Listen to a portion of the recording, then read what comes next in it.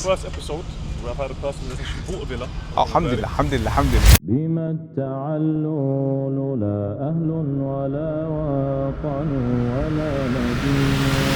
By raising capital from Muslim investors who are value aligned, who care about investments without riba, and mashallah, it's very good returns. Historically, we have been able to give 50% every 2 years. And because you purchased the property, that then made you eligible for the golden visa, correct? We submitted the title to the golden visa department. Literally the same day, they gave us the provisional visa. So every 10 years, as long as you maintain the property value above 2 million dirhams, you can keep renewing it indefinitely. You keep renewing it and your whole family gets the golden visa. It's not only you. So my wife has golden visa, my kids have golden visa. The quality of people, when I do meet people, it's night and day. Just that 5 minutes conversation I have after Salah with the brothers, the quality of his sheikh is like 20, 30x more of what I could have had in the West. Alhamdulillah, assalamu alaikum. Welcome back to another episode of The Road to Hijrah, the show where I aim to inspire you to do Hijrah and show you how to do it. Today's guest is a good friend and business partner, brother Sam Amin. Sam is the first brother I've had on the show who's actually bought a property.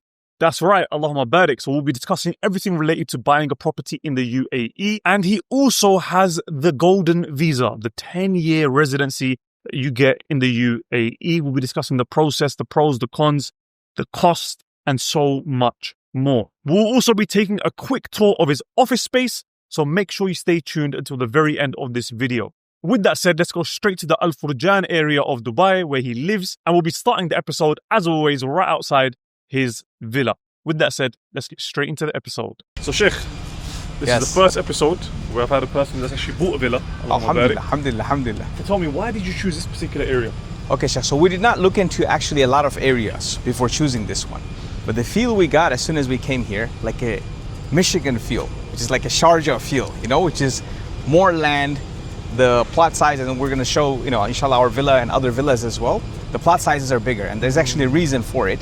They launched this pre-COVID, 2018, 2019, Nakhil, the master community. And because of COVID, they completely stopped the project. Then they relaunched it 2021, 2022. But because they had launched it pre-COVID, at that time Dubai was doing larger plot sizes than what we see currently, right? But alhamdulillah, of course, after COVID, the demand went crazy, so they're not doing as many big plots. But so these are one of those few communities that are launched new, but with bigger plots, alhamdulillah. And we're gonna show around, Sheikh. I'm sure you have seen lots of greens, lots of date palm trees and everything. We're gonna drive around, we're gonna show you. When we came, we were actually the first villa in this whole block. So all these that you see, all these were built after we moved in. That's why, you know, when you sent me the satellite, you were like, satellite image, it looks like one villa by itself. Yes, one by itself. So I was like, are you sure this is the right place? This is the right place. Alhamdulillah, Sheikh. So when our family actually came to see, we're like, are you guys going to be living literally in the middle of desert? Alhamdulillah, Sheikh, I saw like this is going to go up. This is his huge potential. Alhamdulillah. Let's go inside, Sheikh. Let's go inside. Inshallah. So you've been there for how long now? So I signed the MOU with the developer in 2023, June of 2023. Handover was June of 2024. Okay. So last year, June 1st, we moved in, alhamdulillah. So it's just been a year now? Just been a year now, alhamdulillah. And you hear all this construction noise. So that's usually during the daytime. So that's one of those things, the negative side. If you move into a newer neighborhood, you just have to deal with it. But what happens, Sheikh, the benefit is, for example, we bought this plot for 7.3 million dirham. Not plot, the house. Alhamdulillah. The neighbor just sold his. It's exactly the same layout inside, compared to our one. Sold it for 9.5. Wow. Within a year. Within a year, alhamdulillah. So if you can deal with the noise, that's literally a big negative you have to deal with. But if you can deal with it, inshallah, the upside is big. Upside is massive. Alhamdulillah. So this is like you got a driveway for 2 cars? Yeah, driveway for 2 cars. Okay. And alhamdulillah, we're gonna enjoy the bird today. We're gonna enjoy the bird. You got a bird? Which you got? Oh, okay. Alhamdulillah. And then this is like a front garden kind of area. Yes, this is the front garden kind of area. So one thing we have done, we put real grass, because again, we're from Michigan, we're used to real grass. But a lot of people here, what I'm seeing in Dubai, they don't put real grass. It's like fake AstroTurf kind of exactly, grass. Which we did in the backyard after we learned that. Okay. But alhamdulillah, another thing I want to tell you, brother. So this, for example, compared to America, like, of course, the house size and the plot size was much larger in Michigan, what I had, alhamdulillah. But this is decent size for Dubai. So the gardener comes here every other day for full 30 days, okay? He only charges 650 dirham at the end of the month. Wow. Only. So less than $200 Less than $200 for 15 days. for 15 days. month. And what it includes, Sheikh, look at the trimming, the edging that he has done, the full gardening, like the watering the plants, taking care of the flowers. There's gardening in the back as well. And he does pressure washing all these glasses. You see, Sheikh, like because of construction, there should have been like a lot more dust and things like that, but it's all fresh and clean. He cleans my car, everything. Wow. Pressure washes the concrete, everything. So in the US, I used to pay $200 for only 4 grass cuts a month. Wow. Only 4. Wow. Just cutting the grass. So value for money here is Value for money here way higher. is, and of course you take care of them. You know, Muslim brothers, mashallah, so eat time and war time. You know, it's a good feeling, alhamdulillah. Wow, so the garden carries on the side. Yes, it carries on the side. And this, if any communities are being launched now, this is what I'm talking about, Sheikh. So probably it will be up to here. You know, the plot size won't be as big. So this is what we got, alhamdulillah, because this was launched before, then stopped, then relaunched, alhamdulillah. Okay, Sheikh. So this we made into kind of like a playground for the kids. Yeah. Alhamdulillah. I'm seeing there's multiple doors other than the front door that go into the property. So Yeah. you could are there rooms where, like, if you had male guests, you could even, Yes. instead of taking them through the main door, you could just bring them in through the Yes, side? absolutely, Sheikh. Oh, So my God. I'll show you.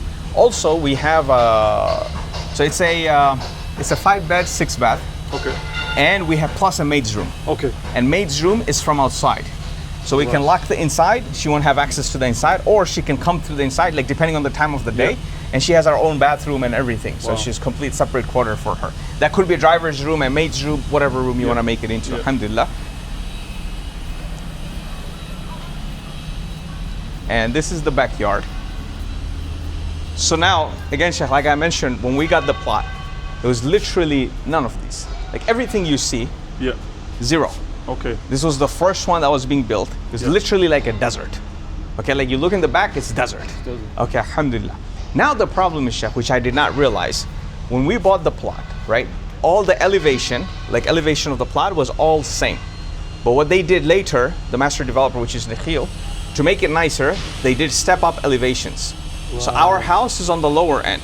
And as you can see, the neighbor, it looks very tall, the building, because his built, the elevation is higher. Foundation is higher, right?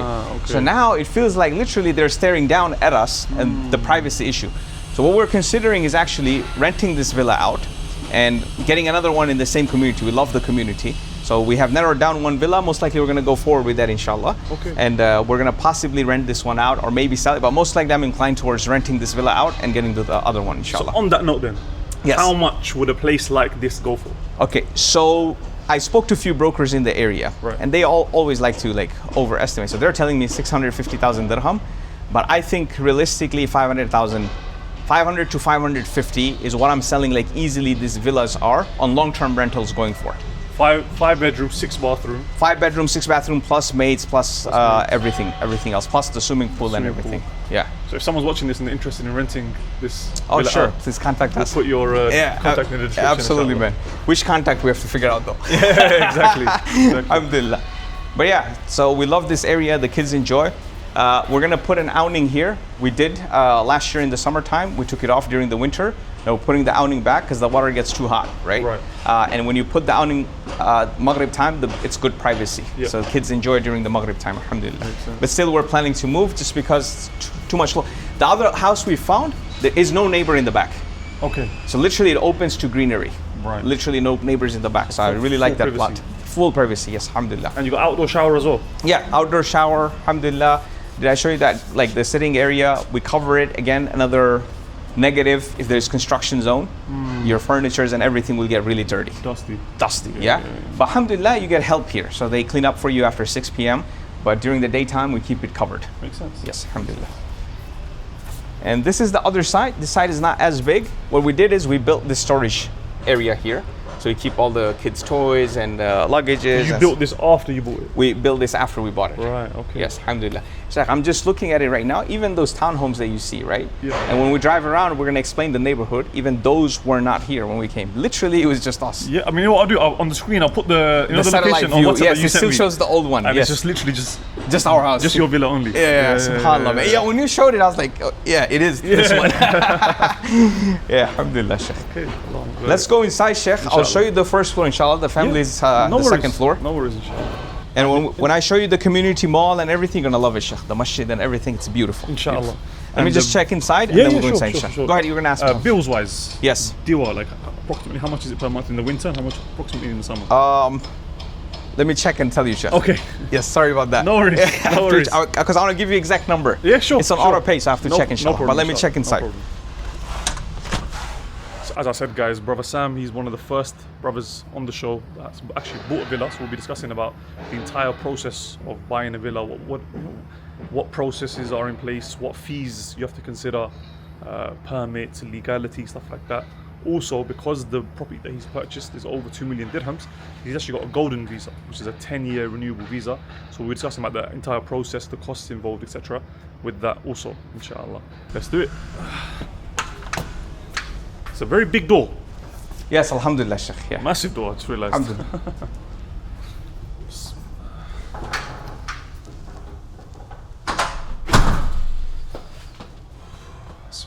So this is the entrance. Yes, this is the entrance, Sheikh. This is the office.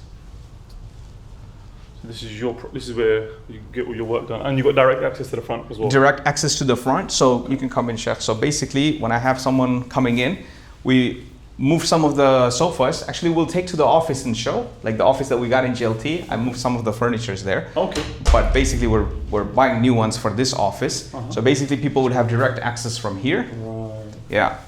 And the beautiful thing is, I took a video. I'll share with you. So the moon, when it rises, it rises right there first. So the moon. So yesterday was a full moon, and it was beautiful. Wow. Beautiful, like the moonlight comes here. It's alhamdulillah amazing place to reflect and see the nature and everything. And I would assume in the winter you can easily just leave this open and. Oh yes, 100%, 100%. Yeah, you have screen door. You can just close these, so no bugs come in, but the breeze comes in. Amazing, and very very high ceilings as well. Alhamdulillah. All right, let's show you the other part. And downstairs, we have a full guest room. So if parents come, they don't have to worry about going up and down. Exactly, Sheikh. So the families love coming just because of this. They have their own private bathroom, closet. Wow. Everything is here. Full shower, everything. Yeah, full shower. Amazing. Alhamdulillah, all 6 bathrooms are full shower and everything. And you have to furnish everything yourself, right? It didn't come included. Yeah, we have to furnish everything ourselves, right? Makes sense. This is the common bathroom downstairs. This is for the guests. Wow. 1 second. This is huge. Yes. This is the guest bathroom. This is the guest bathroom, yeah. Okay. That's the stair that leads to upstairs. Right. Okay. This is the living room / dining room. Yes. So this is like the more formal dining room. Yeah. So the new one, we're planning to put a little bit of partition. This one we were thinking of what to do, so we just left it as is. Yes, alhamdulillah. Cool. But the kitchen is fully private. This is the kitchen. Separate doorway. Yes. Okay. Good size. And the maid has access from outside the door to find the lights here. Yeah. Okay, so she can come in through here and do her stuff in the. I turned off this light. I'm sorry. That's cool. And then you can close this door. So basically, she would only have access to the kitchen if you lock it from outside, so she can do her stuff. Cool, makes sense. And then you've got this living area here, and also second living area here. Second living area there, yeah. And then you've got the pool. Yes. Yes. Alhamdulillah. Very nice, mashallah. Alhamdulillah. Yeah. In terms of buying a property here, what should people consider when looking to buy a property here in terms of what are things they should look out for? It depends if they're okay with construction noises, right? Right. Then they would get the most bang out of their buck, right? Because those areas are coming up. Because this is a massive community. When we go outside, I'll show. So if they can deal with the construction noise, like I said, from 7.3, it's to 9.5 right now, roughly. Just this property in this block. So there are other blocks like that as well, where there's still empty plots. Those are not for sale. People are just like holding on to those. They want to start, I don't know what their plan is. They want to start building when it goes up even more. But there are some empty plots where villas will be built, inshallah. So that's the number one. Other than that, when we show you the community and everything, the masjid is beautiful. The schools, everything is just around. Within like 5 minutes driving inside the community. Okay, cool. You don't even have to go outside of the community. Okay, let's jump in the car and inshallah. So, Dewa Bil Sheikh, let me check while we're walking. Go for it, inshallah. Where is the parking? Oh, I'm driving. Yeah. MashaAllah. Can't record and drive it. Well, I can, but someone's gonna snitch.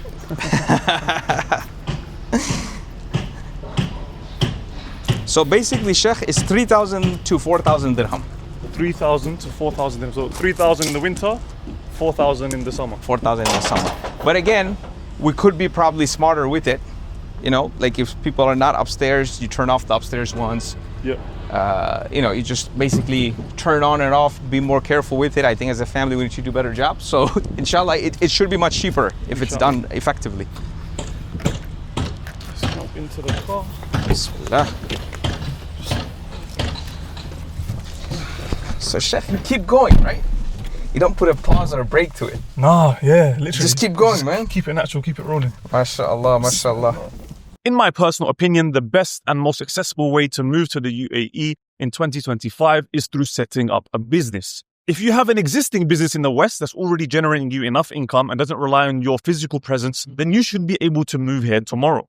Just set up a business here, cost you about £6,000 a year, and you'll get residency that way. And that's exactly what I did. But what if you don't have an existing business or an existing business idea? I find a lot of people think that in order to start a business, they have to come up with a revolutionary new product or an amazing new idea that no one ever thought of, because otherwise they can't ever make money. And that's not true. Sometimes the easiest way to make money is to do the exact same thing that another person is already doing. Maybe you do it in a slightly different way. Maybe you target a slightly different market. And one such example of this is setting up an influencer marketing agency. In short, you work behind the scenes brokering deals between brands and influencers. You connect the two, arrange the deal, and take a cut.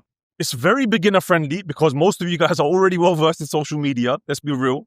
And you don't need a massive amount of capital to get started. And there is a mentorship program called the Influencer Marketing Agency Accelerator designed to take you from 0 to 10K per month using this very business model. Now listen guys, by all means, you can go off and try and even do this by yourself.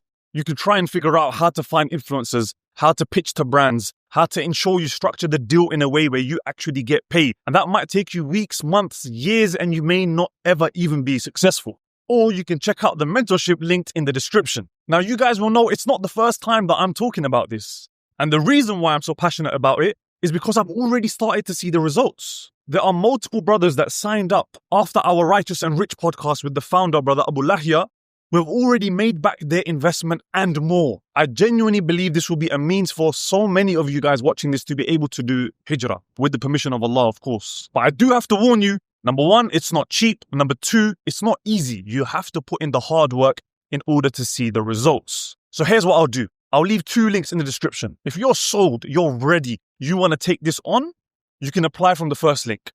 If you want to learn a little bit more about the program and about the founder, Brother Abubakr, I'll link the podcast that we did so you can learn more about him. With that said, let's get straight back into the car and into the episode, inshallah. So what are the kind of amenities you have in there? So you mentioned there's a masjid nearby. Yes, I'll show you. We're going to drive around the masjid, inshallah. How long does it take you to... 2 minutes, Sheikh, to go to the masjid. 1 minute, 30 seconds. But we're going to drive slow now, just to show you guys the area.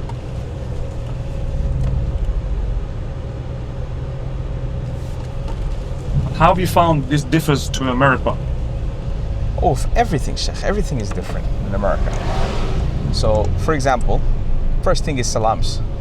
It's salam everywhere. You get to see people who you can salam, people salam you. Sheikh, look how peaceful this is. Allahu Akbar. All the palm trees. Yes, all the palm trees, all the roses, the walking tracks, the bicycling tracks, they got separate tracks. When we came first, none of these trees were here, nothing was here. Like when we came, there were literally no people here, nothing here. These were here, so the way they built it, Sheikh, in the front are apartment buildings, in the middle are townhomes, and in the back, where we just came from, are the villas, right? So for example, apartments go from studios are 500,000 dirham to all the way up to 5 million dirham. These are the apartment prices here, 500,000 to 5 million dirham. With townhomes, it's 3.5 million dirham to 7 million dirham. And villas are 5 million to 14 million dirham. So that's kind of the range here, alhamdulillah. So look, Sheikh, this is the school my kids go to. It's right here. Very close. That's it, Sheikh. This is the school, and it's one of the top graded schools, British curriculum, Arbor School, and very good, very conservative school. Alhamdulillah, we're very happy with the education. How much are the school fees? I should have prepared better, but this is my wife's finance department. But it's Sheikh, with both kids, it's roughly 25 to 30,000 USD a year with 2 kids. So that's around 100,000 dirhams. Yes, that sounds right. Around 100,000 dirham. And how have you found the school here compared to in America? First of all, Sheikh, there is no rainbow. Right. Yeah, so that was one of our biggest motivators, because even though we were sending our kids to private Islamic school in Michigan, but the kids that are coming there, their cousins are going to other schools, like it would get all mixed up. And nobody's stopping them from talking random stuff, right? But here you cannot even talk about these things. Number one. Number two, just Friday prayers, 11:45 p.m. all the schools are closed off, like they go home, right? So they get to learn. First of all, Jummah is like they know they have to go to the Jummah prayers, the kids, right? Second, just the culture, Sheikh, like the strength of being a Muslim. Like Fridays we go home early because there's Friday prayers, and then we spend time with the family. So we made a whole tradition out of it now. Like we have a nice big lunch, alhamdulillah. We go to Jummah and then we have a big lunch, so they understand it's an Eid, it's a mini Eid, it's a celebration. Look, Sheikh, we're already in the community mall. So everything's close by. That's the masjid. I'm gonna quickly walk, Sheikh, inside and show you. Is that okay? Yeah. So all your essentials are here inside this, and I'll show you.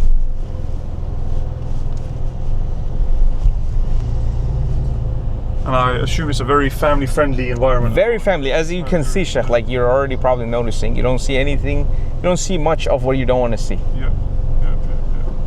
And that was my biggest question before moving to Dubai, because in Michigan I lived in very conservative area, right? So I was like, if I move to Dubai, it's like, will it be like a New York City feel? So it's up to you. What do you want to feel, right? There are many communities in Dubai where there will be probably crazier than New York City, right? Probably crazier than LA, but there will be places where you're like, wow, this is suburban, this is home, I can raise my kids here, I can, live with my family here. This is one such area, mashallah. So this is the local masjid, right? This is the local masjid, Sheikh. Yep. It's called the Pavilion. Okay. So there's 2 communities, Al Furjan West and East. So we're on the west side. Okay. So this has its own pavilion, which is Al Furjan West Pavilion. As you can see, there's masjid here. Even when we first moved to the pavilion, just a year ago, Sheikh, probably there were like 2 or 3 shops inside, literally. Okay. Now you'll see how many shops are inside. And very well thought out shops, like anything and everything a family would need to live in a community. So for example, starting with the medical center. So here, anything like everything is here. Kid Chef. Bumps their head or whatever. Everything, even GP. Adult. Exactly, everything is here. Okay. And Medicare is a very reputable. Of course, reputable. And even some specialized care, like for bones, like what do you call it? Orthopedics. Okay. Like all those things are here too. Wow. Yeah, alhamdulillah. And then actually got restaurants, cafes. Yes. Pharmacies. Yes, alhamdulillah. They're opening up a Kumon here, which is like a American franchise. Private tutoring. So the American audience, they would definitely know what Kumon is. Kumon, yeah. Math and English. Okay. So private tutoring center right here. Laundry and last minute tailoring stuff here. Medical center. You got pharmacy right here. All the essentials. The barber shop. Laundry. Yes, the laundry. So everything you need pretty much. Everything you need is inside the mall, accessible. This is the supermarket. Giant. Yes. Never heard of that. Oh, it's pretty common here, Sheikh. Oh, is it? Yeah, it's pretty common here. And pizza. And this is your Scarlett's. It's pretty famous, I guess. There's a lot of franchises they have. Okay. Yeah, it's a good breakfast place. It's breakfast, lunch, and dinner, alhamdulillah. Okay. Yeah, you can have meetings here. Before we had our office, a lot of the meetings I used to do from here. Alhamdulillah. Just take a corner table. They take care of you, and it's good, man. Alhamdulillah. The flower shop to impress your parents, spouse. Kids play area. Wow. So when me and my wife, we want to have a tactical meeting, We put the kids here, then in the play area, and we're in the coffee shop. And basically 2-3 hours, like just the brainstorming for the next month, what's happening with the family, just catching up and everything, and the kids are here. So very, very well thought out. And look what's coming soon. The toys home. So something more to do with the kids, alhamdulillah. And I'll show you, Sheikh, it doesn't end here. So that's the nursery. Okay. That's where my younger one went first before she went to the school. Okay. So from this year she's going to the school, but when we first came, she went to the nursery for a few months. Okay. Yes, alhamdulillah. And the school is here, the nursery is here. I think that's a pet shop. And they have not opened. There are 2 or 3 other coffee shops. They're opening that way. It's still under construction. On the outside section? On the outside section. Oh, okay. Yep. Nice. In terms of quality of education, Yes. the actual education itself, you Yep. feel like it's been better here? Yes, so I take my wife's opinion on it because she was the one, taking care of the education in America. Yeah. She's saying it's night and day difference, Sheikh. Wow. Night and day. It's alhamdulillah. It's all peaceful. A lot of brothers. We have, we're going to talk more about networking and community, but a lot of brothers in this community. We have a WhatsApp group of all the Muslim brothers that are just living here. I think we have 80 plus members now. So how did you get in touch? How did you start networking with the brothers that Just from the masjid, Sheikh. It's the best place. Masjid, I hear that from everyone. Yeah, that's it. They say, bro, we just meet people at the masjid. At the masjid, and then you get to know them, what they're doing, and that's the khalas. And then we created, Shaukat Bhai is the one who took the lead to open up a WhatsApp group for our community. And once he opened it up, Sheikh, that's it. We just meet people, a few of us are admins, and we just add everyone. It's growing. It's like 80 plus brothers there now, so that's 80 plus Muslim families just living here that we know of.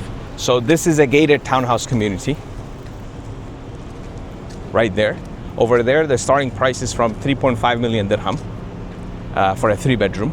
Okay. And it goes up to 7 million dirham for larger size and things like that. But there, it would be like not detached at all. It's just your neighbors literally attached to the wall. So you can see right here, Sheikh, so these are 3 units.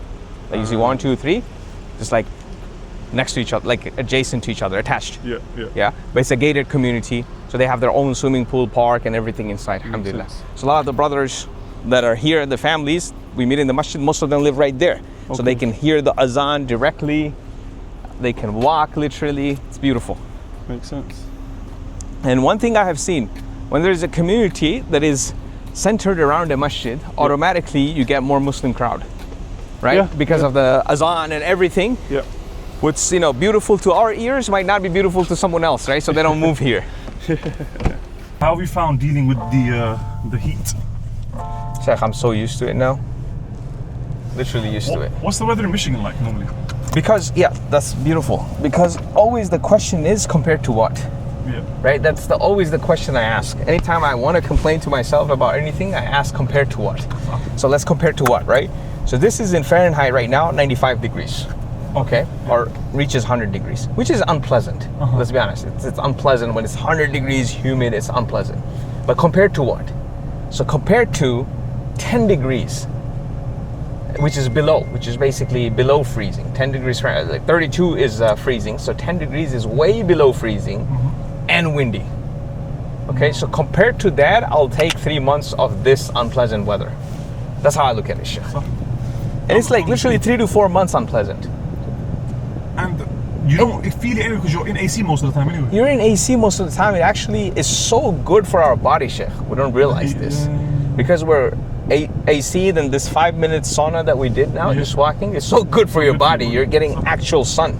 Alhamdulillah. Okay, so let's go to the office. So what are you looking at when deciding on a location for an office?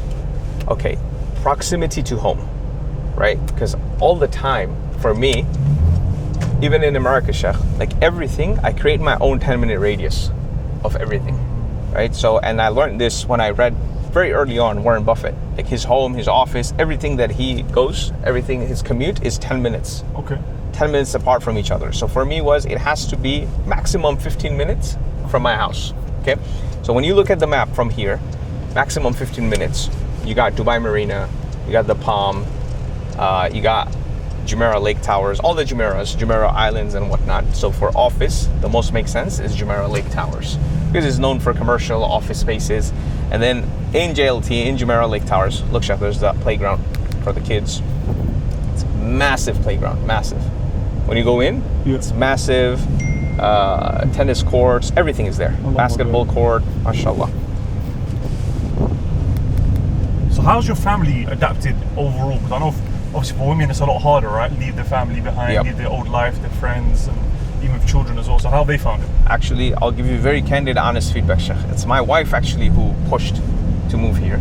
Wow. Yeah. So when we first came, going back to your question, even though my wife pushed it, she was a little bit feeling lonely in the beginning. Because for us, it's easy to go in the masjid, meet other brothers, and just make things happen, right? Network. For sisters, it's first is, not a lot of sisters go to the masjid reasonably. Second, there's not a central place where you can get like-minded sisters, right? Like there's no central place where you get like Islamic hijab wearing, niqab wearing sisters, we're not feminists, so it's very hard to find that. So she was having a hard time. But then, alhamdulillah, not that she has a big network now, but a lot of people moved in the community. But most of all, she got busy with the life here, with the, we got in the flow now. The kids, there is a routine for her. Because when you first move, and this is also something the brothers are watching, the sisters are watching, you won't have any routines. Even I suffered, man, because there's no routine. Because all my businesses and income and everything is coming from the US. So I'm living half US time, half Dubai time. Things have not picked up here yet. It's not gonna pick up overnight. So that time a lot of people become homesick. They start going back too often. That time you have to minimize going back to the Western land. Because the more you go back, the more you get confused. You just have to force yourself to get adjusted here. Once you get adjusted, last year I remember, Sheikh, what is it, June 14th today? June 13th, 14th? Last year, June 4th, I was the one complaining about heat, constantly. And my wife just had to tell me, you're complaining a lot. Just so you realize, you're complaining a lot about that. Because I usually don't complain about anything. Then it's I'm complaining. I'm the one who's telling people, don't complain compared to what, this and that. She had to give me, I was so done. I was oh my God. I was literally complaining a lot, Sheikh. But then, alhamdulillah, this year, she's the one laughing, you never complained about the heat. You guys, we can adjust to anything, Sheikh. Human body can adjust to anything. In terms of social life, how have you found that here? The quality of people, when I do meet people like you brothers and other brothers through you guys and other brothers, it's night and day. The brothers in the masjid.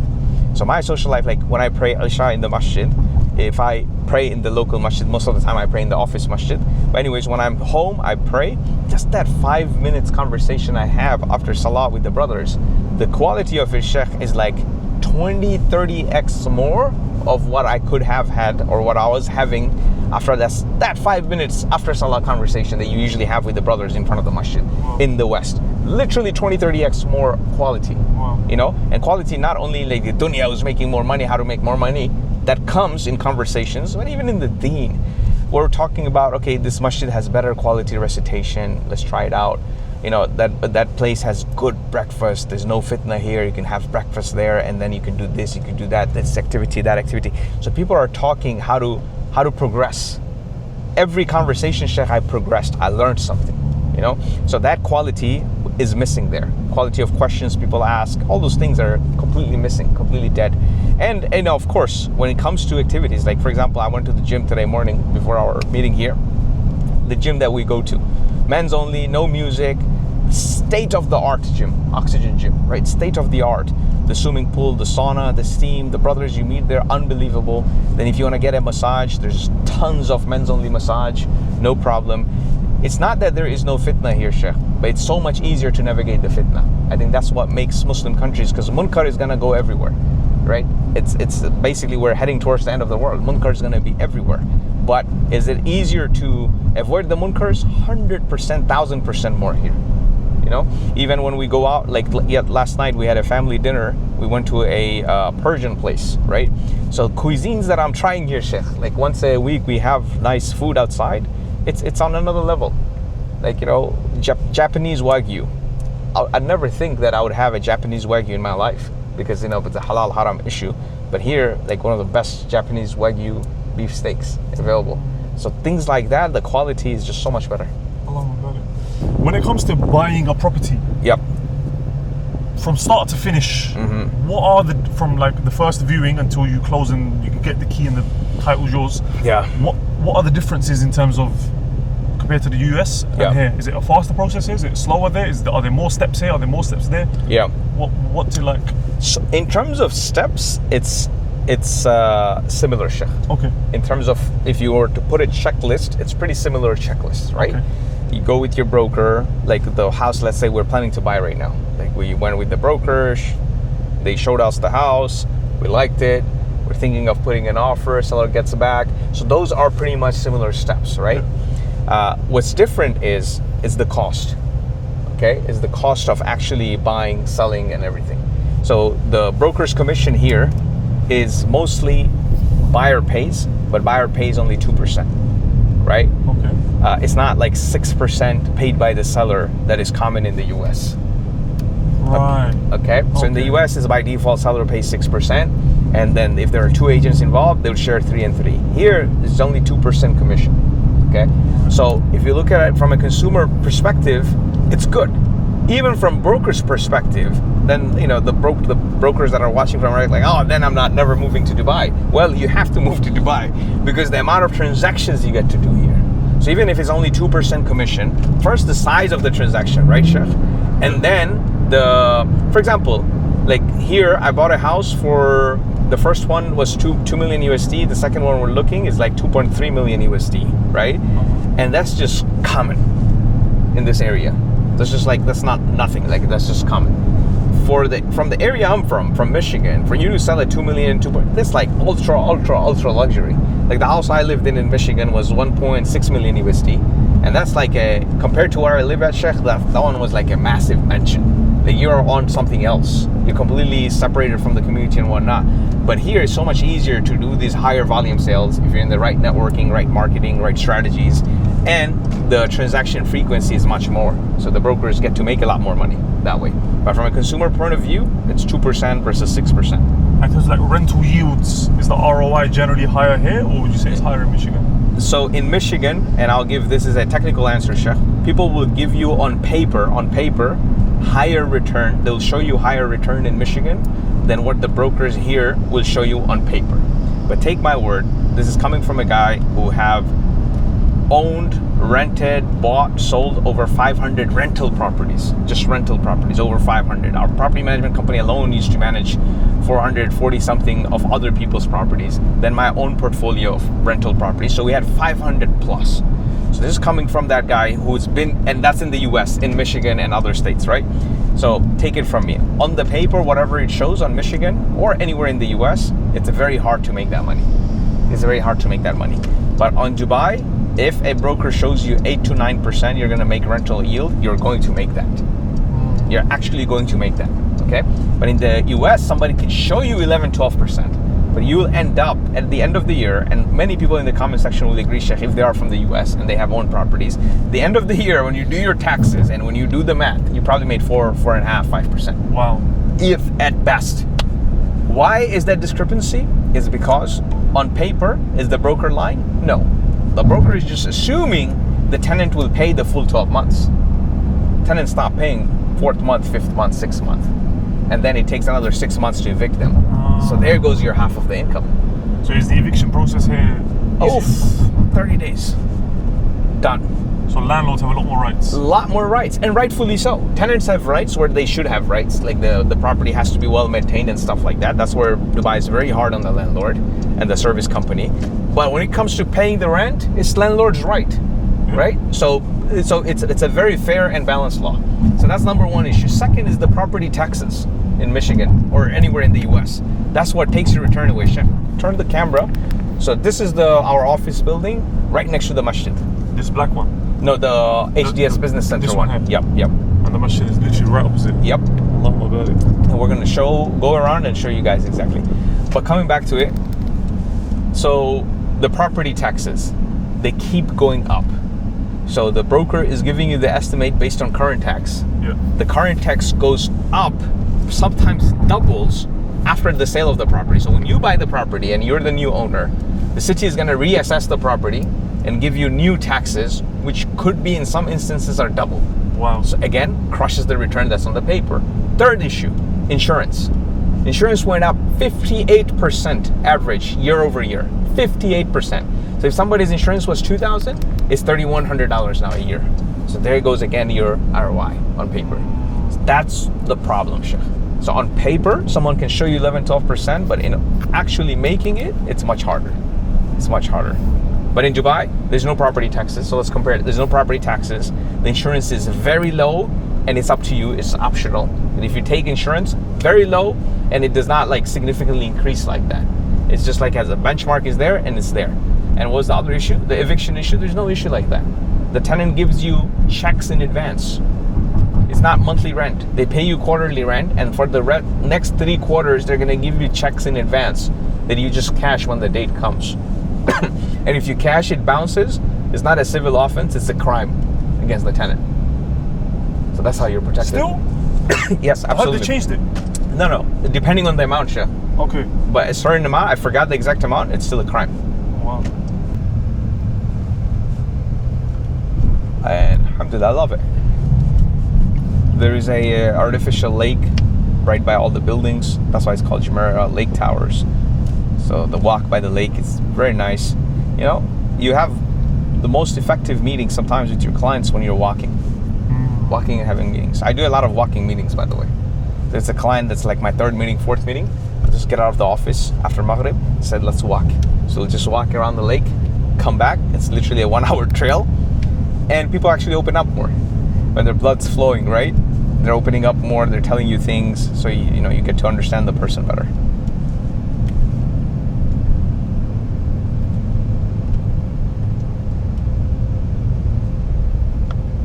How much do office rent spaces go for? It's 1,100 square feet. We pay 225,000 dirham a year. What amenities do you get included in the building? 1 parking, 24/7 security, 24/7 access, everything's on camera. Pretty much that's about it. For me, the biggest amenity is yes, Sheikh. I walk and pray Zuhr to Isha every day in that beautiful masjid. Sheikh, we should put the recitation of the Imam, like right now, on the clip, like 10 seconds. Okay.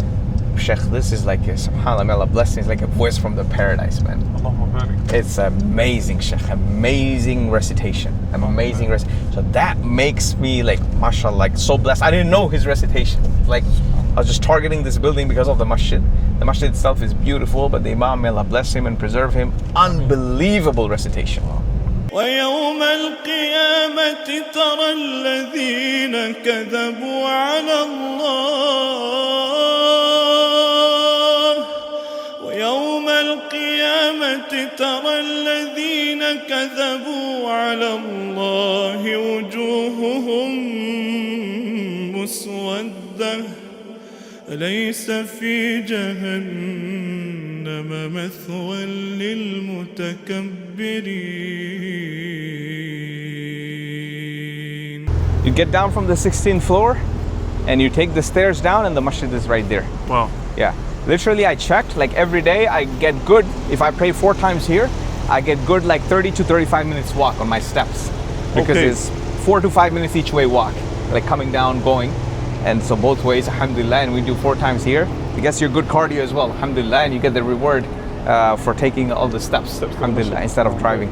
So Sheikh, we just got this place, still under a little bit of work. Okay. But come through, inshallah. Wow, Allahumma barik. Alhamdulillah. So this is the common space. Once we get the other space, the plan is to remove these and create a glass conference room here. Okay. So we'll keep this side as the executive side, where we have private offices, our private meetings and stuff like that. So this one has 3 offices. You can come here, Sheikh. We had a podcast here with Ustad Imran.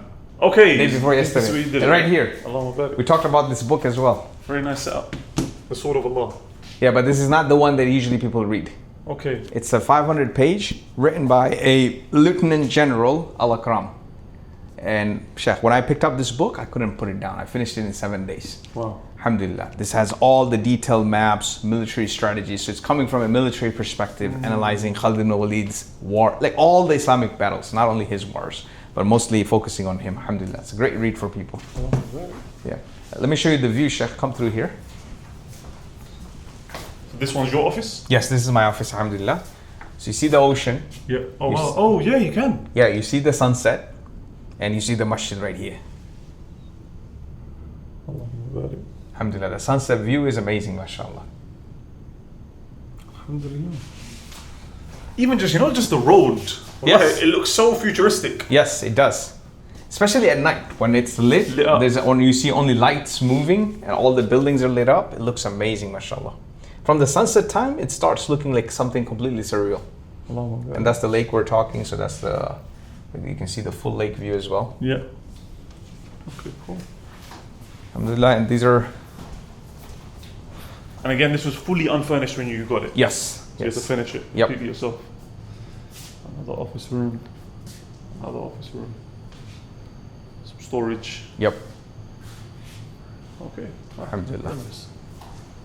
There are 2 bathrooms. Driving, I assume, because obviously America, you drive on the same side as you drive here. Yeah, so driving has never been an issue. Yeah.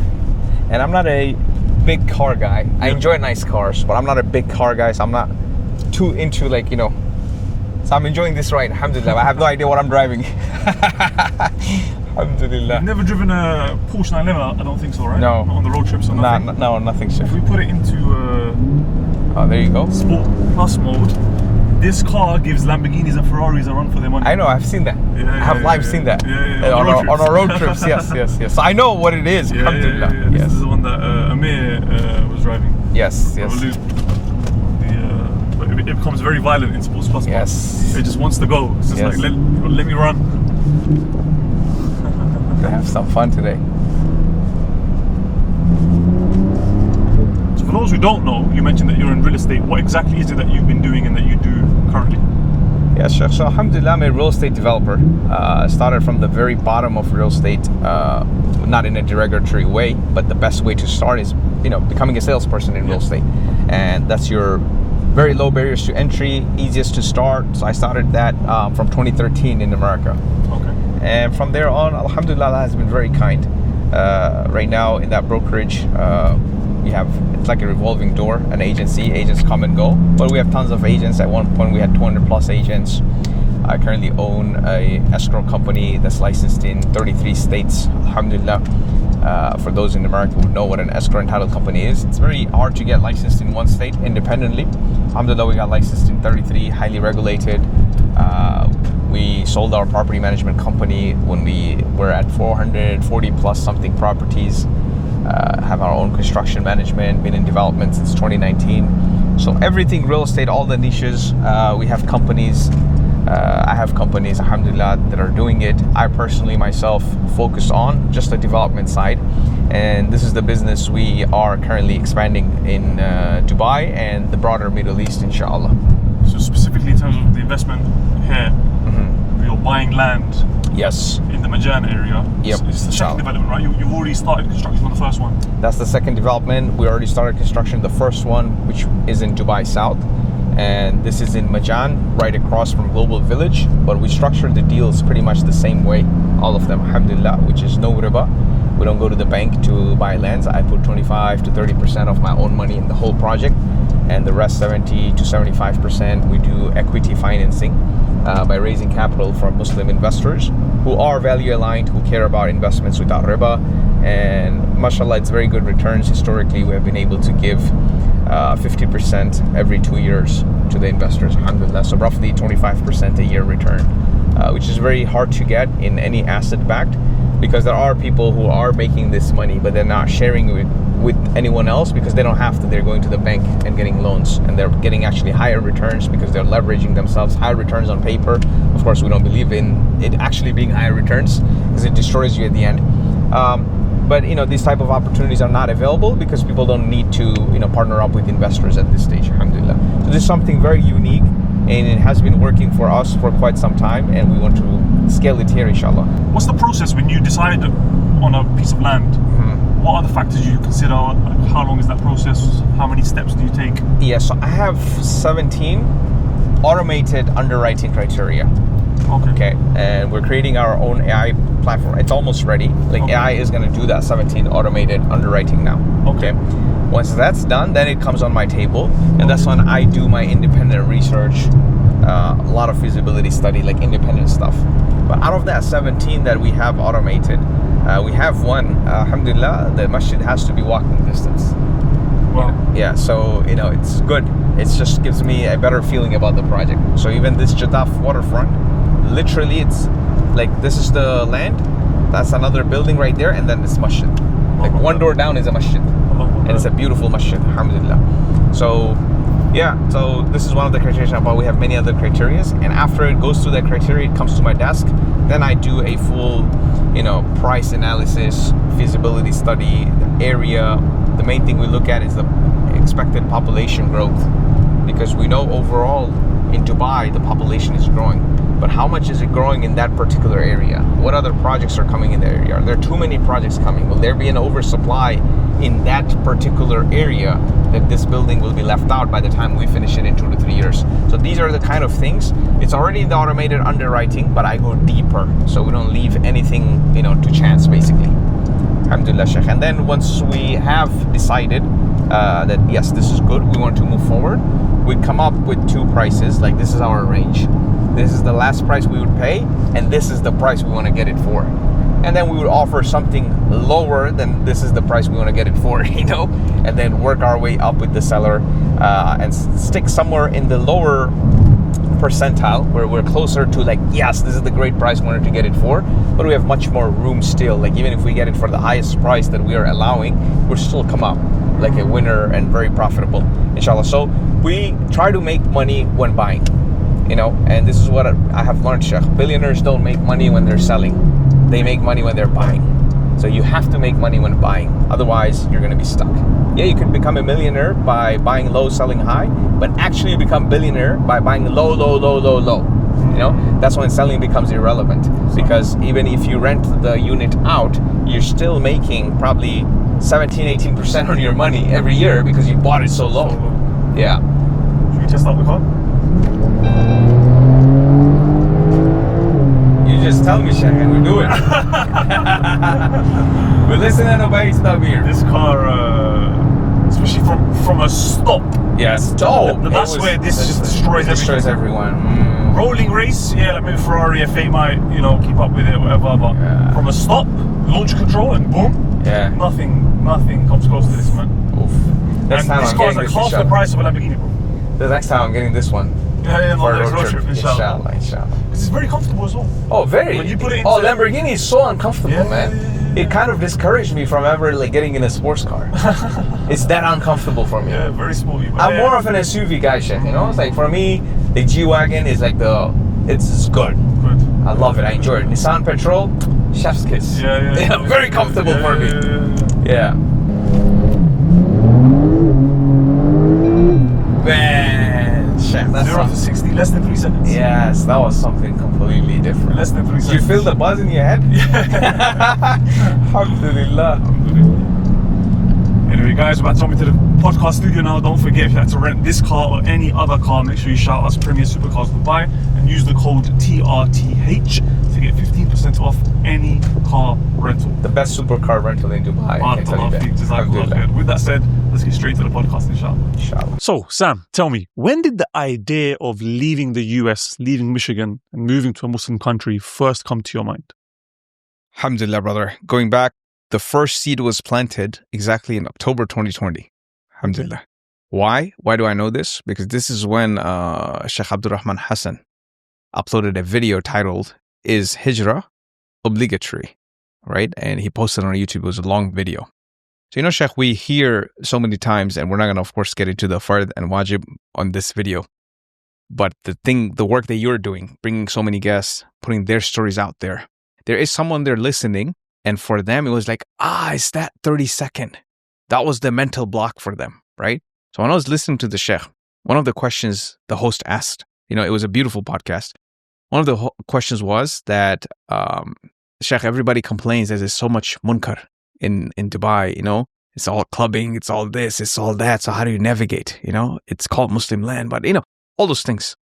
So Sheikh answered beautifully. He said, I have been here for X number of years, and I have never seen one club. I've been here for Y number of years. I've never seen, I don't know what's the exit you take to go to club, to do these dirty things, to do that. I have no idea because I'm not a consumer of this. So I'm not looking for that, right? So this like really struck well for me, Sheikh, because this was my problem too. Because I'm a weak believer. At that point, I had told myself that I have to pack my bags and go back to where I came from. Do exactly what they say, which is Bangladesh. But because I'm weak, I'm a weak man, I'm spoiled, I actually am not ready for Bangladesh yet. I need a little bit more luxury than Bangladesh, what it has to offer right now. But I'm already building bridges to kind of, ultimate goal is, Sheikh, like, be in Medina. But in that meantime, Bangladesh is my country. Live there, basically. Go back to where we came from. But in that bridge, UAE always seems like a good place where it's a good mix of the West. You get the service, you get the timeliness, and all those cleanliness, all those things that we love about the West, or we grew to learn, love. And also you get the Eastern culture, right? But my problem was, man, I'm from Michigan. I'm from a suburban area, right? And there's not much nudity or those kind of things or fitna in Michigan, at least the parts that where I lived and where my offices were. Now, if I go to Dubai, I might be actually going a step back. My iman actually might go down. That was my issue, right? Because the picture I had of Dubai without coming here, and again, the mistake I made, assumptions, right? People make without coming, it's just like dirty place. There's too much going on. It's the Las Vegas of Middle East, blah, blah, blah. But when I saw Sheikh Abdurrahman Hassan moved, and then the second video I watched was Ustad Tim Humble moved, and they both mentioning the same things, the activities they could do here with their family, the halal fun they could have, the safety, all those things. And they're like, we don't even know where the clubs are because this is not something we're looking for. It's literally like the algorithm.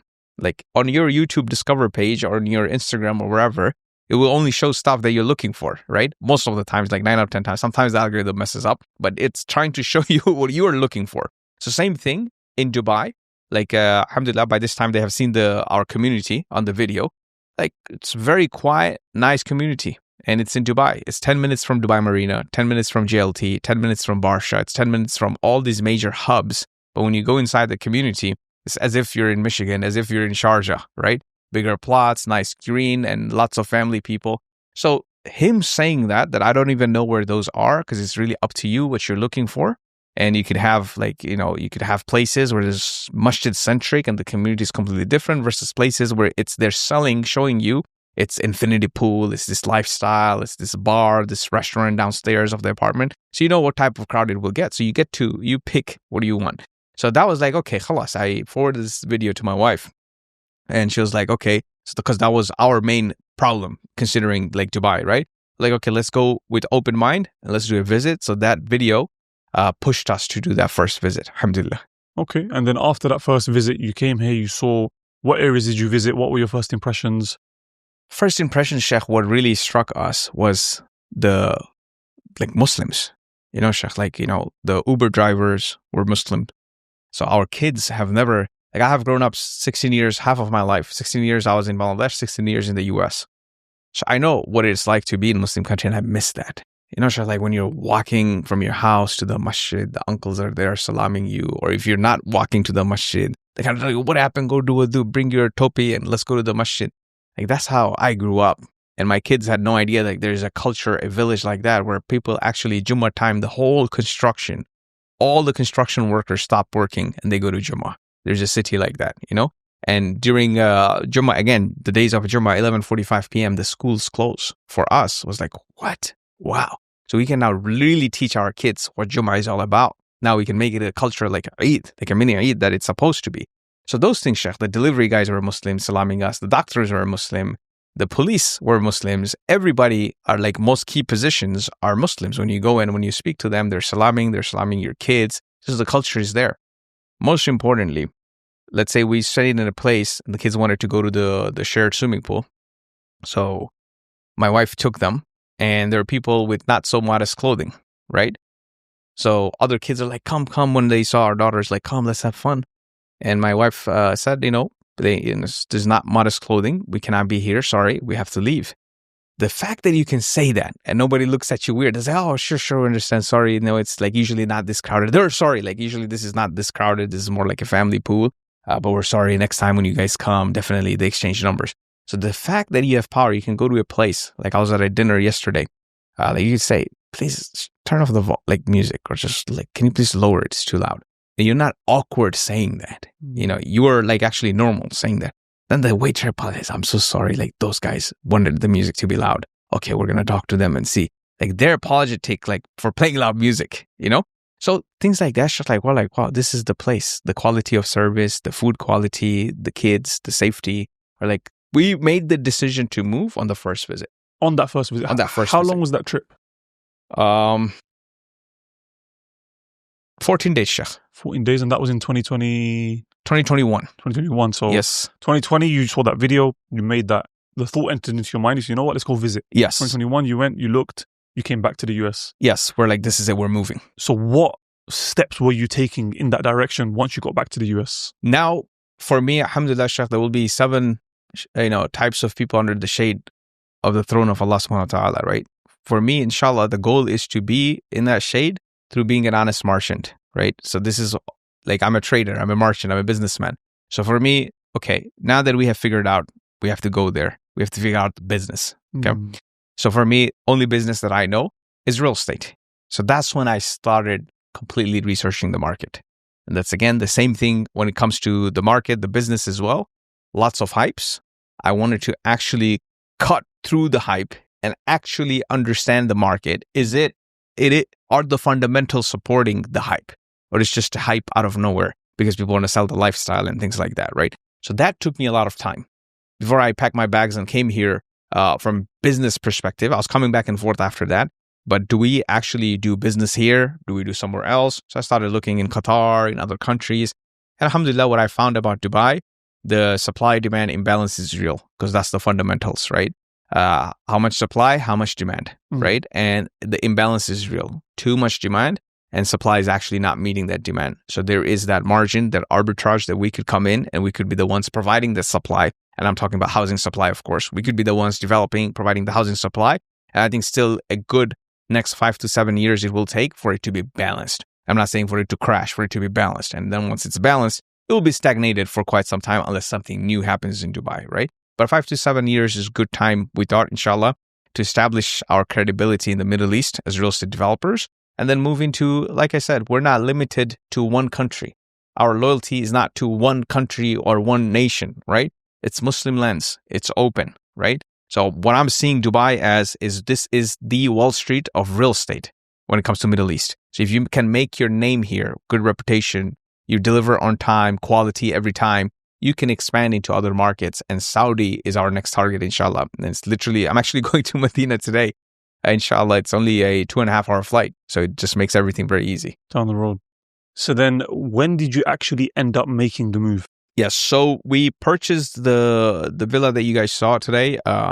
We signed the MOU with the developer in 2023. Okay. And this is when we basically, when we actually saw that land, it was just completely desert. There's really nothing there. Al Furjan West is the community name. But I saw the potential and I saw the plot sizes. I liked it. So we signed the MOU. And alhamdulillah, again, it's all our weaknesses. You know, I'm not saying like this is the way to do it. It's just, it's my personal weakness that I got used to living in a spacious house. Every man has a guilty pleasure. And for me, it's spacious homes. I'm not a car guy. I'm not a watch guy. None of those things really move me. But I need a spacious house. This is how I got used to it, subhanAllah. So that was important for me to get to. And so, subhanAllah, we signed the MOU in 2023 and the handover was last year. And then we moved, alhamdulillah. Okay. And because you purchased the property, that then made you eligible for the golden visa, correct? Yes. Yes. What was that process like? How is it like when you're applying? What are the requirements in order to get it? So that process was so smooth. It's unbelievably smooth. For example, your golden visa has to be tied to a title of the property, right? And I think the minimum required is 2 million dirham. So it's roughly 500 something thousand USD. So alhamdulillah, our property was 2 million USD, 7.3 million dirham. So the threshold was far above the threshold, alhamdulillah. But I thought it's still a process. You apply for visa. I thought it's like a green card. You apply, it comes in the mail. You have to wait. But the golden visa process, man, it's like 1, 2, 3, boom. So the day we transferred the title, so I had the title under my name. Literally the same day you submit the title, we had they call it PRO, Public Relationship Officer. So we had one very good one. So the same day we submitted the title to the Golden Visa Department, whatever that department is. Literally the same day they gave us the provisional visa.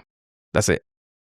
You show the title deed, the same day you get the visa, and the actual visa comes in a week. Wow. And it's good for 10 years. So every 10 years, as long as you maintain the property value above 2 million dirhams, you can keep renewing it indefinitely. You keep renewing it and your whole family gets the golden visa. It's not only you. So my wife has golden visa, my kids have golden visa. Wow. And that gives you an element of security in terms of long term, because that's one thing people complain about, right? Like, at least in the West, we've got citizenship, we've got permanent stays. But if we move to the UAE, if we move to these other Gulf countries, it's very short term, like 2-year visas or 10 years is still a lot. Yes, 10 years is a lot, Sheikh. And even I was looking at it, even for citizenships in the US, like my passport expires every 10 years. And I have to renew my passport every 10 years. Yeah. And they are free to not renew it. People miss that point.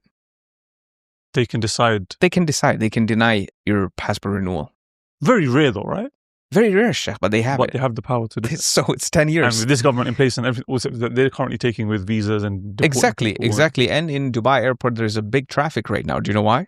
Because people that are not gaining entry into the US. So there's a case that happened yesterday. The family, she's stuck with her kid in Dubai airport as we speak right now. So she is a green card holder. Her kid was born, green card is in the same thing, let's say golden visa, like visa, residency. Her kid was born, the child was born in America. So he's a United States citizen. He's 8 years old, but the mother is a green card holder still. So they went and visited somewhere. They wanted to get back to the US. They went to the US. The immigration officer denied entry to the mother, saying they're enforcing all the letter of the law.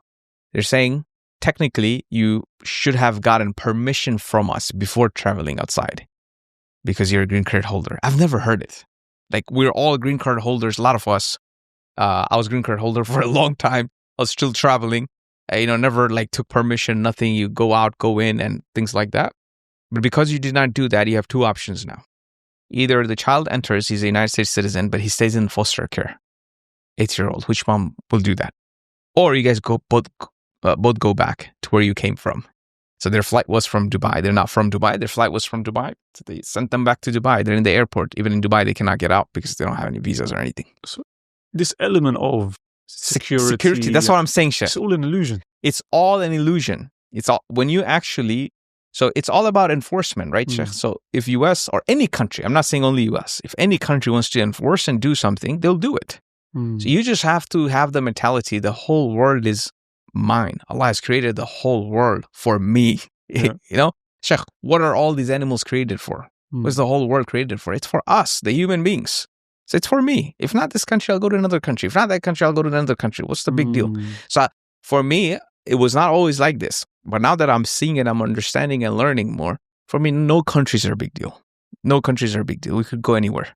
That's fine, inshallah. So here we have 10-year residency. If they don't want to renew it, or if they want to revoke it in the middle, it's okay. The whole world is a global village. We can still operate our businesses. We have a team. We have a system. We have set up. We can operate it. I don't have to be physically here to operate it. The same way I'm operating the businesses in the US, I'm not physically there. At one point, we thought that's what it took us so long. Is like, how are these businesses going to operate?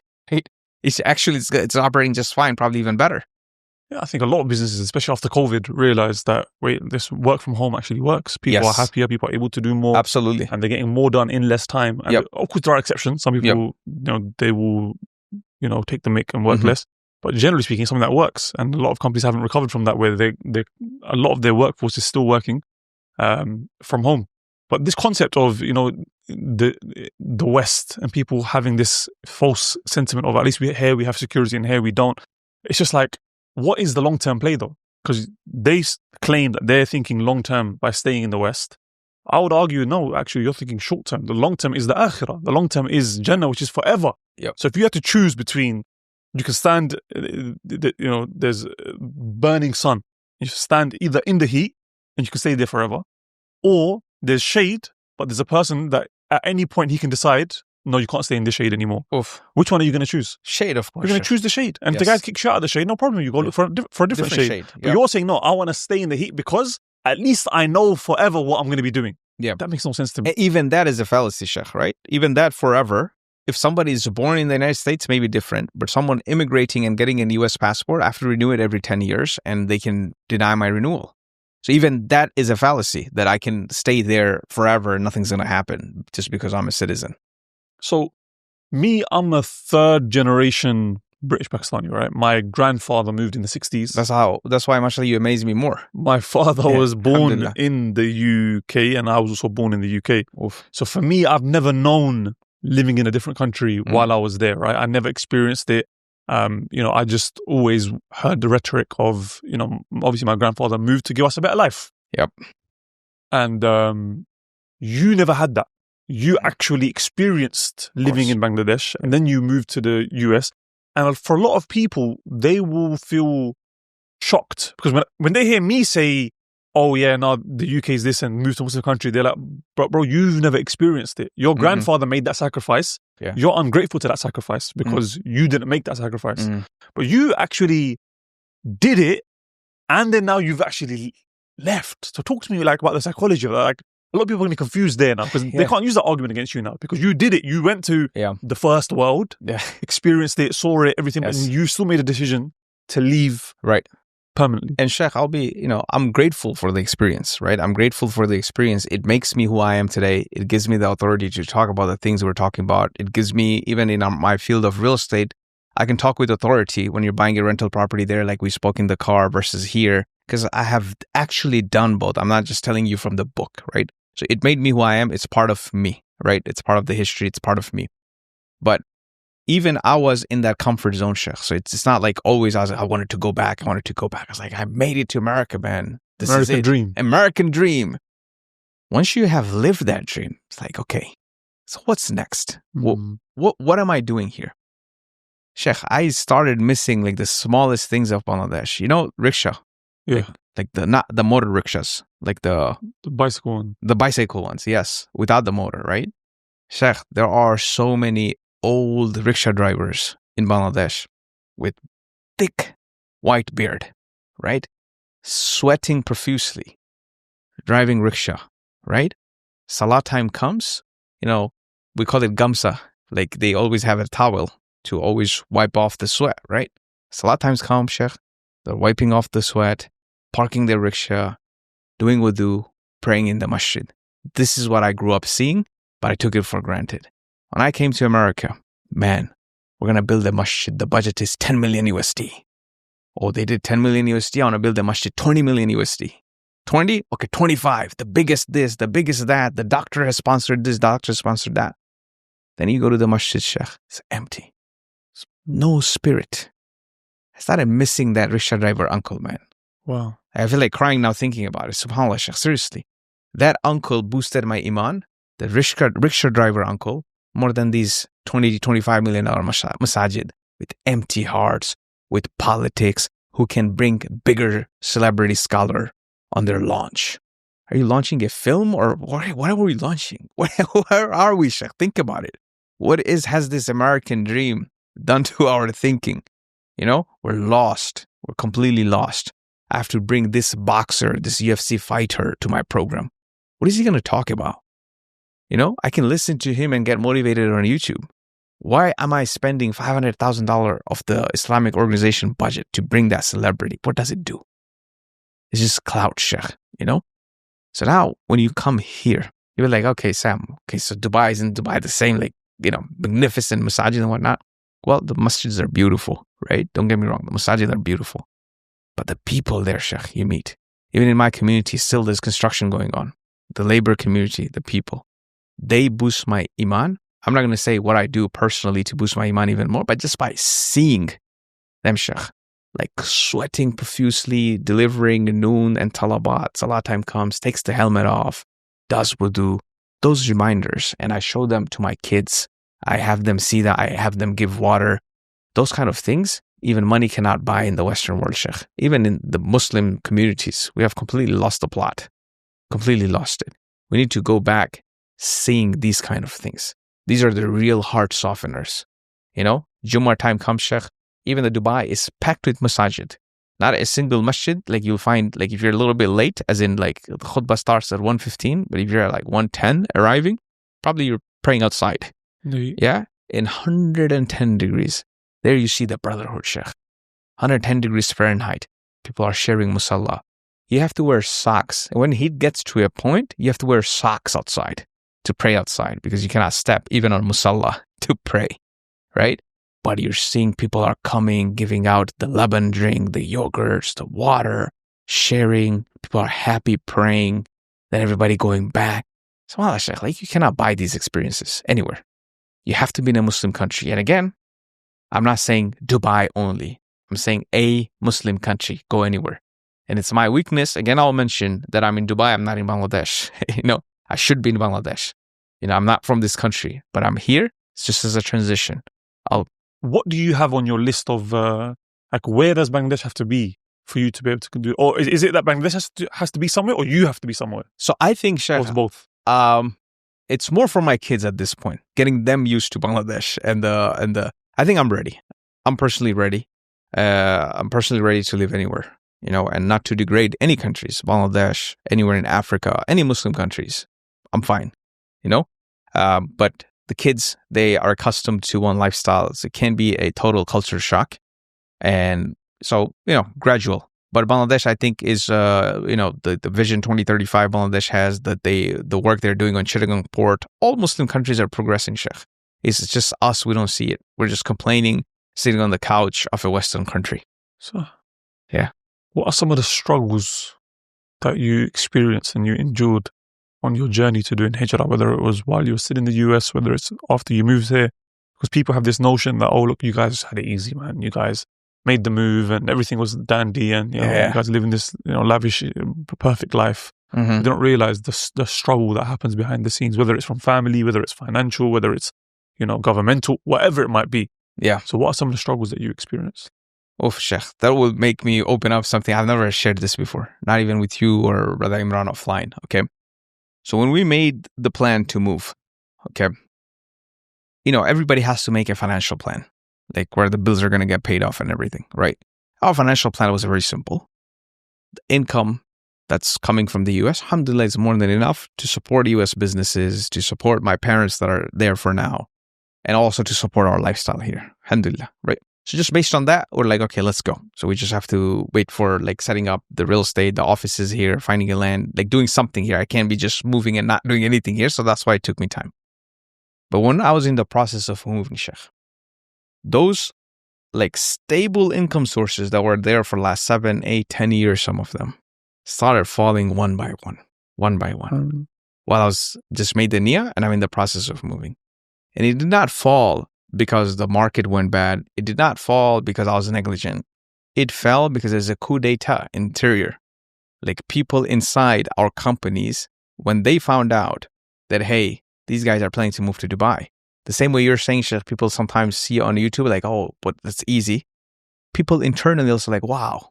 So we worked our entire life and Sam and his wife and their family made so much money off of us. Now they're going to move to Dubai and live a luxury life. What are we doing here? Right? So coup started happening.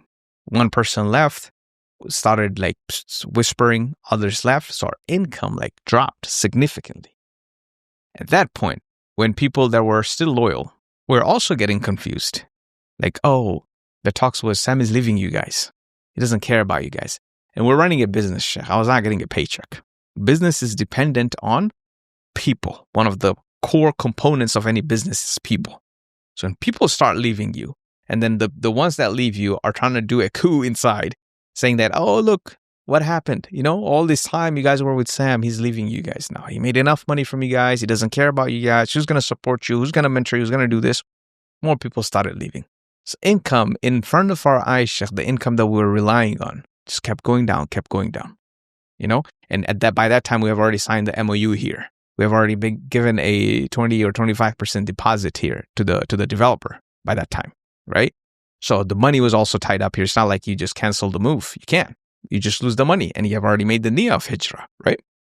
And then within this coup, a core business we have, I don't want to go into too much detail, Sheikh. One of my partners from another business started at a same competing business, right? Of one of my core income. So I'm partnered with this person X on this business, and this is my independent business. Then he went and opened up, even though I'm partnered up with him on this business, he went and opened up another business that competes directly with this one. And this one feeds off of this business where he's a partner. So he's diverting income now, half to here, half over there. So it's like trauma after trauma. All these betrayals and everything happened during that time, Sheikh. So by the time we came to Dubai, our income dropped from what we estimated, 80% income dropped. 80%. When we moved. So while being here, I had to rebuild over there, literal rebuild, and it only dropped because I made an announcement I'm moving to Dubai. Otherwise, it would have grown to a point, Sheikh, like probably would have 1,000 agents right now. It was on that verge of exponential growth. But it was all because somebody does not want you to get out of the bucket. You know, the crab mentality. That's crazy. Yeah, Sheikh. So it's never easy. It looks easy. And that's where always, we don't mean to glorify anyone, but Michael Jordan's quote always resonates, Sheikh. Maybe it's my fault I made it look too easy to you. That's one of the quotes of Michael Jordan. And so deep. You know, so deep. So. How have you found that the mentality of people here differs compared to people that are in the West? Interesting topic, Sheikh. So, I tell everyone, I remind everyone, we don't want that West toxic mentality to come here, right? You're not welcome here if you have that mentality. You got to come here with open mentality where you're genuinely happy seeing other people succeed. What do you think causes that mentality in the first place? Because I don't believe anyone's born with that, right? No. And also, I also don't want to offend the people watching this thinking, wait, I'm from the West. Are you telling me I'm toxic like, automatically? But like, what is it? What are some of these traits and what causes them? Yeah. No, Sheikh, one of my best friend is a very loose term, but there's just only one brother I hung out with for last 8-9 years. This is one brother. Okay. Like I shared everything with. Every weekend I would just hang out with him. His name is Imran as well, right? So there are great people, but very few. Because, Sheikh, it's the American dream hamster wheel. The system is designed for you to think that way. Sheikh, before you even get your paycheck on a Friday, your credit card bills are higher because you have peer pressure of outperforming your neighbors, your peers, your family. You're just buying stuff that you don't like or you cannot afford to impress people that you don't like. You know, that's the culture. And that's the root problem in the Western culture. Always I have to be, me and Imran used to say, top one. I have to be above you, even if it's by 1 point. That's the issue, Sheikh. In Michigan, if somebody's watching from Michigan, you heard of that famous movie by Eminem, 8 Mile, right? Yes. 8 Mile. So basically 8 Mile is a road that separates the suburbs from the city. Detroit is below 8 Mile and above 8 Mile is the suburbs. And that's how the roads are named. East-west roads, that's how they're named. 8 Mile, 9 Mile, 10 Mile. So the higher you go, the more suburban you are. So in Michigan, the competition within us immigrants, Bangladeshis, is that what mile is your house at? You know? So even if I cannot afford it, I have to buy it in 15 mile because my brother, my nephew, they bought it in 14 mile and I live in 12 now. So it's a matter of pride. I have to move up to 15, right? So and this is what defines success for them, right? Here, Sheikh, you casually meet, like we were just talking, one brother, he manages a $160 million VC farm and the other brother plays soccer with him, has no idea that this is what he manages, right? It's people are casual, Sheikh, because people are going after way bigger things that's beyond anyone's imagination. So they don't care about where's your house at, what do you drive, what do you wear, you know, just maintain yourself, you're polished, you're groomed, you're looking nice. This is it, Sheikh. Nobody cares what you're driving, what you're cooking, where you're living at. It's a whole different, because people's goals are much bigger. So in essence, I feel like people here, you find, generally speaking, tend to be in competition with themselves. Yep.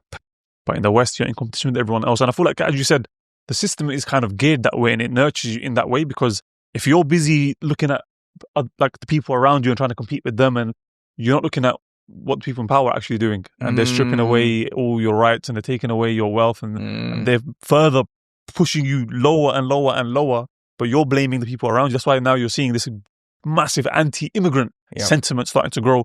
Why? Because people are looking for someone to blame for the conditions that they are now living in. But they don't realize who are the ones that made the decisions that allowed it to get to this place in the first place. Yep. Like in the NHS in the UK, but you have to wait for an emergency appointment. hours. Like I'm saying 12 possible hours. You're sitting there waiting, broken arm, you're just waiting in the emergency ER room, right? My cousin, he was jumping over a fence and he broke his finger. I think for like 7-8 hours. And I remember it was normal. Like even me when I was younger, in school, broke my wrist. I've broken so many bones. As a kid, you're just playing football or whatever. And you have to just sit there for hours waiting to be seen. For an appointment that's like non-emergency, you book an appointment, it could take weeks, months to get an appointment. Waiting times are so high. Even I was speaking to a family member recently, they're trying to book a driving test. But there's no driving test for months. So here you get driving license in 15 minutes. On the same actual day. card. Yeah. Over there in the US, 2 to 3 weeks, you're waiting in the mail. It gets lost. You resubmit. It's a headache process. Here, you go in, you walk out in 20 minutes with the physical card. That's with your picture stamped, sealed, your driver's license. And they, like, again, the roads are in disrepair, bins aren't being collected. There's all of these issues. Yep.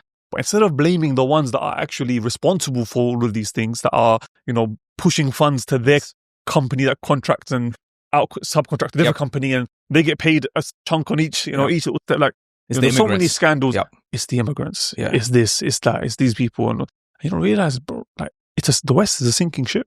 Yep. People are leaving. Like, just the UK alone, 10,800 millionaires left in 2024 alone. That's one in every 45 minutes. One every 45 minutes. Yep. So and people say, but at least here we get this for free and that for free. Where's that tax burden going? If 10.8 millionaires left, right? And imagine how many taxes they were paying while they were there. Yep. Who's going to have to pick up that tax burden? It's going to be everybody else. Absolutely. So the way I see it, there's never been a better time to leave than now. Yes. And the sooner you leave, the better. Yep. There's so many issues that are happening. And you said even Islamophobia now is on the rise. Yes. Like there was that time where the left were in power. And they were pushing the LGBTQ agenda and all this other nonsense. And it's the other extreme. And that's still there. Yeah. But now you're starting to get more of an anti-Islamic vibe coming in. And as you 100%. Said, people are getting deported, people being rejected from the country. 100%. All these attacks and so on and so forth. What is the number one thing, in your opinion, that stops people from making the move? Just fear, Sheikh. And one word you mentioned is that word. And at least. Why are we settling for at least? Well, at least I'm getting this here. Well, at least I'm getting that here. Why at least? What have we come down to? Why are we settling for at least? Well, at least it's free medical. Well, at least it's free school. Why do you care about at least? Where is the ambition? Where is the ambition to go for Jannatul Firdaus, the highest? Where's the ambition to get the best of this dunya? Why are we settling for at least? So at least is the biggest problem, Sheikh, and the fear of change.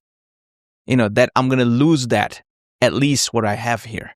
It's a big mental block. And that's why, when these guys look at us like, okay, so you're producing 20% of the GDP, but you're getting welfare 60%, right? And that's where they have issues with us, Sheikh, because we're not. They're seeing our contribution to the GDP, and the 20% I'm just making up, but the 60% I know. Welfare is us, Muslims. So that is a problem. Because we are settling for at least I'm getting this. I think, Sheikh, when your grandfather came, when my father came, when others came, there's a time and place for it. And what they did made us who we are today. And what we're going to do today will make our kids who they are, inshallah. Inshallah. So it's very important we have to change that paradigm of thoughts. All brothers, I shouldn't say all, most brothers that I'm in touch with right now from Michigan, that are good, doing great for themselves, looking out, thinking, reading, they're considering moving. I was just on a text message yesterday with Brother Abubakr Qadri. I've mentioned him a few times on Brother Imran's podcast. He was my first client from 12 years ago. He just texted me like he wants to open up his clinic here and possibly think and see if he can move here. And so people are looking out, Sheikh. There's so much opportunities here. Business, employment, everything is coming. What effort have you made to actually come and see? And when we say here, again, we're not just saying Dubai, here, East, Muslim countries.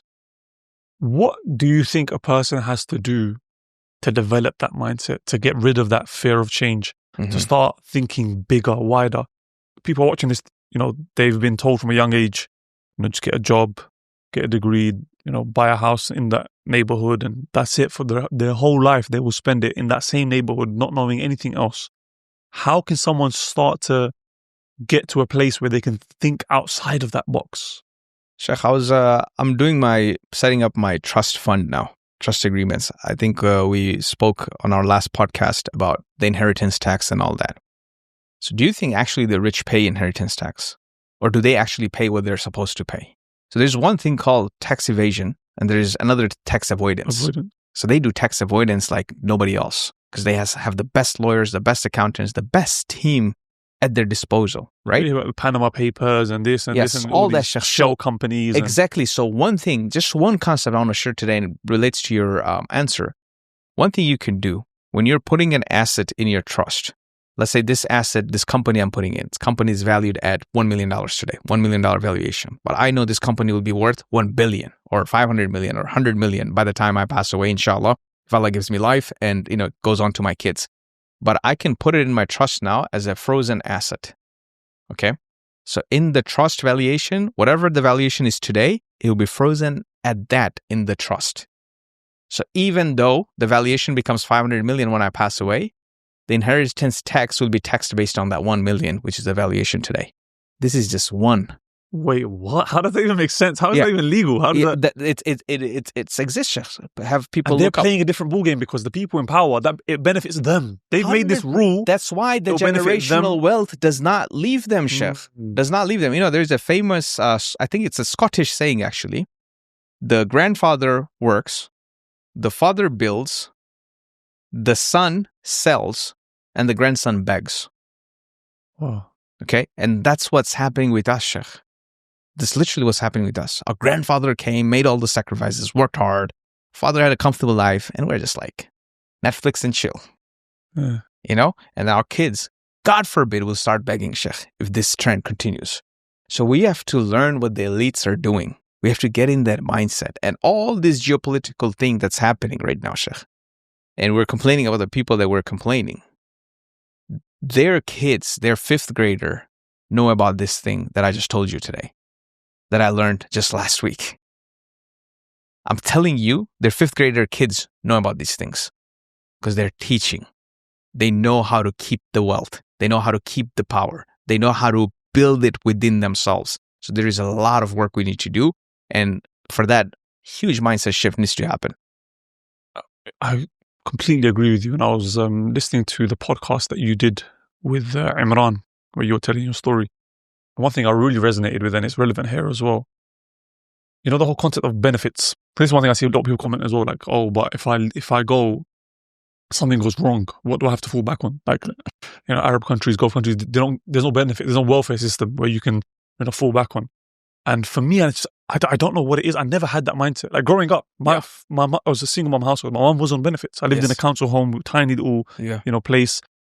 But when I got to an age where I was now living out by myself, and then I was, I guess, considered an actual individual. Like I wasn't a dependent anymore. I was kind of independent. Right. For me, that concept never even entered my mind. Mm-hmm. In fact, for me, it was, I do not want to take a single penny in benefits at all, even if I'm eligible. Like there's one, I can't remember what it's called. It's like, I think it's called child tax credit or child tax benefit or something like that. You might have something similar in the US. In the US.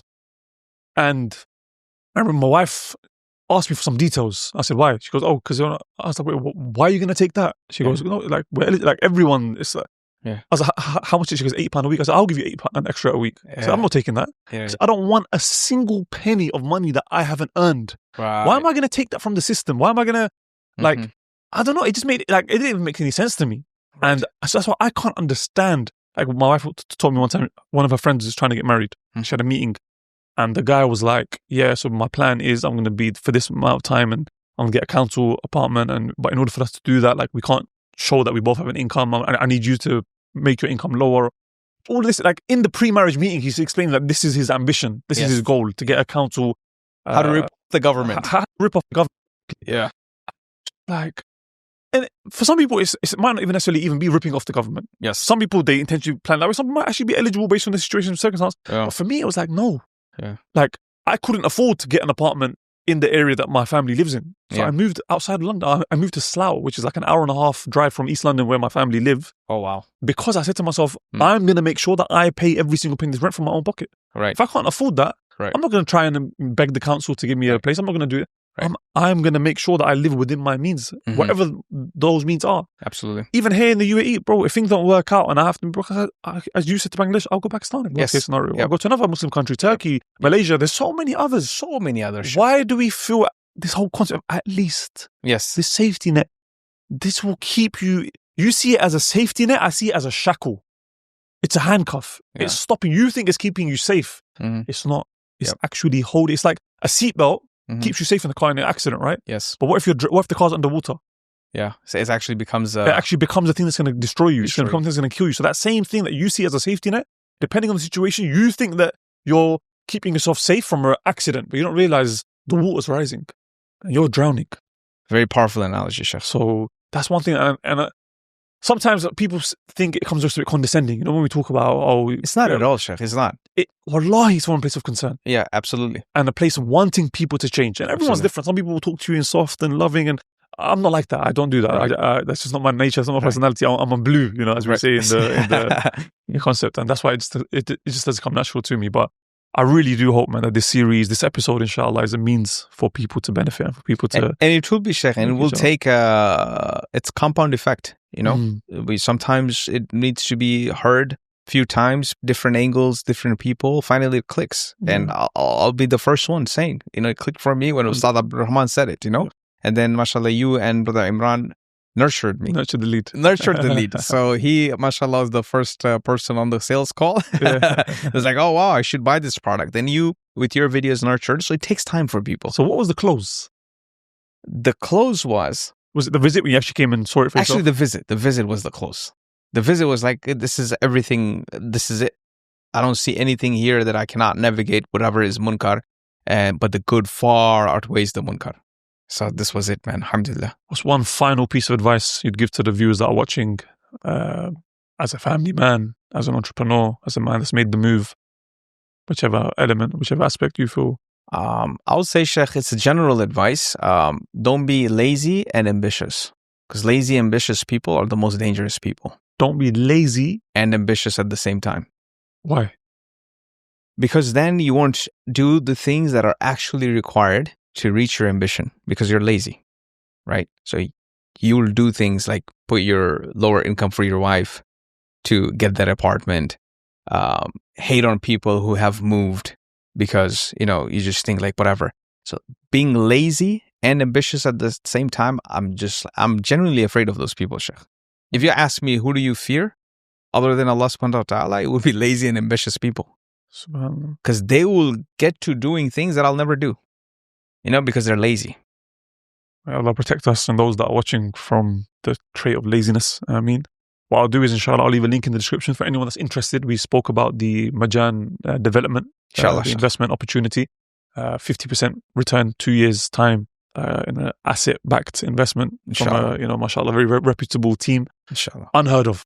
And that's why when we heard about it, myself and Imran, we said we have to partner up. So we're glad that you guys partnered up. Mashallah, it's been an honor, brother. Alhamdulillah. And inshallah, if anyone's interested, they can click on the link below, book a call with you, discuss all the details. Inshallah. Any other links that are relevant that you feel like would be good to include in the description? I'll put your YouTube channel as well. Yeah.